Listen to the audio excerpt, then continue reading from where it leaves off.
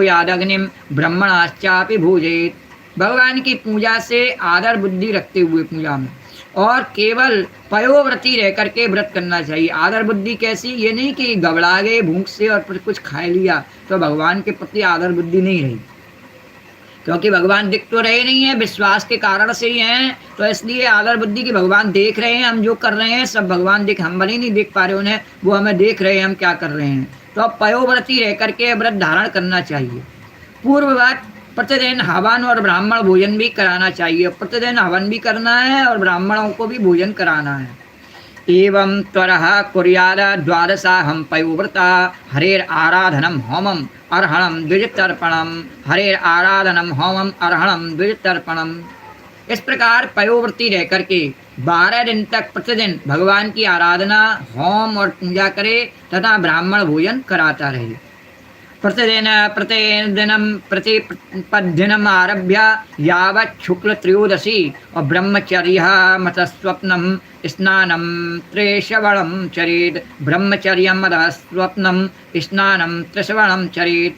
फाल्गुन शुक्ल प्रतिपदा से लेकर के त्रयोदशी पर्यंत और ब्रह्मचर्य से रहे, पृथ्वी पर शयन करे और तीनों समय स्नान करे। बोलो द्वारकाधीश भगवान की जय।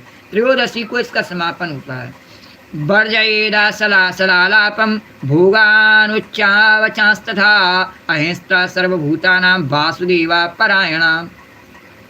झूठ न बोले, और इसके जो मुख्य नियम है वो क्या है कि वर्जयेदा सलालापम भोगानुस्त्रावचांस्तथा और अहिंसा सर्वभूतानां वासुदेवा परायणा। झूठ न बोले, पापियों से बात न करे, पाप की बात न करे, छोटे बड़े सब प्रकार के भोगों का त्याग कर दे, किसी भी प्राणी को किसी प्रकार से कष्ट न पहुंचा। छोटे बड़े भोग का त्याग क्या है कि भोजन करने के बाद में लोग कहते हैं अरे कुछ नहीं, एक इलायची खा लो। बोलो द्वारकाधीश भगवान की, अरे इलायची खाने में क्या जा रहा है, खा लो। भगवान की आराधना में ही मन लगा रहे, पर वो भोग की सामग्री मानी जाती है, क्योंकि उसको भगवान के भोग में रखते हैं। नहीं, जिन सामग्रियों को हम भगवान की पूजा में रखते हैं, पान सुपारी इलायची, वो उनको हम भी खामें तो वो हमारे लिए भोग की वस्तु है, वो सात्विक की वस्तु नहीं है। तो किसी भी प्राणी को किसी भी प्रकार से कष्ट नहीं पहुँचावे और भगवान की आराधना में ही लगा रहे। त्रयोदशाश्यामथो विष्णु स्नपनम पच्चकैर्विभु और कार्येच्छास्त्र दृष्टेना विदना विद को विदयी।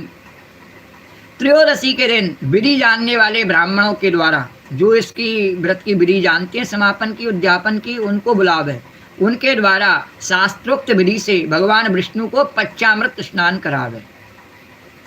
पूजां च महतिं कुर्यान् वित्तसाठ्या विवर्जिता चरम निरूप्य पयसे प्रविष्टाय वैष्णवे। चरम निरूप्य पयसे प्रविष्टाय वैष्णवे। उस दिन धन का संकोच छोड़ करके जो भी अपने पास है सब खर्च करे, भगवान का ही है, सब खर्च करने में कोई परेशानी नहीं करे, और भगवान की बहुत बड़ी पूजा करनी चाहिए। और दूध में चरू यानी खीर पकाए करके और विष्णु भगवान को अर्पित करना चाहिए। सब जगह आता है विष्णु भगवान को सबसे प्रिय भोग क्या है, खीर का भोजन सबसे प्रिय है। तो खीर का भोजन क्यों प्रिय है? क्योंकि वो जानते हैं कि मेरे जो मुख हैं ब्राह्मण और अग्नि, दोनों में ही खीर का हवि अग्नि में डालें खीर की, तो अग्नि देवता प्रसन्न होते हैं, सब देवता प्रसन्न होते हैं, और ब्राह्मणों को भी खीर का भोजन करावें तो सबसे ज़्यादा प्रसन्न होते हैं। तो खीर का पकाए करके विष्णु भगवान को अर्पित करनी चाहिए। और श्रुतेना तेज तेन पुरुषम यजेता सुषमायता नैवेद्यम चाति गुणवता दध्याता पुरसत्वस्थितम। नैवेद्यम चति गुणवता दध्याता पुरसत्वस्थितम। अत्यंत एकाग्र चित्त से उसी पकाए हुए चरू के द्वारा भगवान का यजन करना चाहिए, और उनको प्रसन्न करने वाला गुण युक्त तथा स्वादिष्ट नैवेद्य अर्पण करना चाहिए। और भी जो भी सामग्री भगवान को प्रिय लगती है सब बनाए करके रखनी चाहिए। क्या सामग्री भगवान को प्रिय लगती है सब जानते हैं, उनके मन में ही बैठे भगवान बता देते हैं। बोलो द्वारकाधीश भगवान की जय।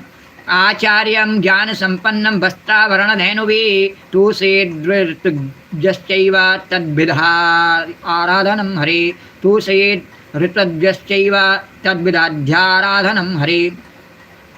उसके बाद ज्ञान संपन्न आचार और ऋतुज्ञों को वस्त्र आभूषण और गौ आदि देकर के संतुष्ट करना चाहिए। और प्रिय इसे भी भगवान की आराधना समझो। जो ब्राह्मणों की और ऋतुजों